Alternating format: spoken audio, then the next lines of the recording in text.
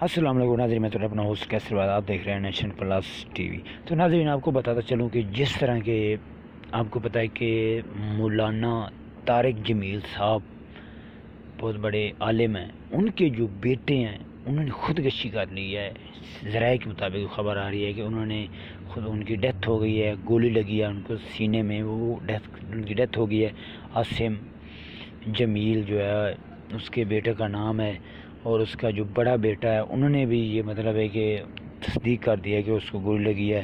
تو گولی لگنے کا ذرائع جو باتیں آ رہی ہیں، جو بتائی جا رہی ہیں، وہ اس طرح بتا رہے ہیں کہ وہ ان کا مطلب ہے کہ انہوں نے نفسیاتی مرض میں وہ مبتلا تھے، جس کی وجہ سے کہ ان کو 100 معاملات مطلب کہ ہوتے ہیں، ذہنی دوائی ان کی چل رہی تھی، اس کی وجہ سے وہ پریشر میں آ کے پریشان ہو کے مطلب ہے کہ نفسیاتی مرض میں مبتلا تھے، جس کی وجہ سے وہ جم میں گئے۔ جم سے وہاں پہ اس نے گارڈ سے پسٹل لیا اور اپنے آپ کو گولی ماری، وہ مطلب ہے کہ ہلاک ہو گئے ہیں۔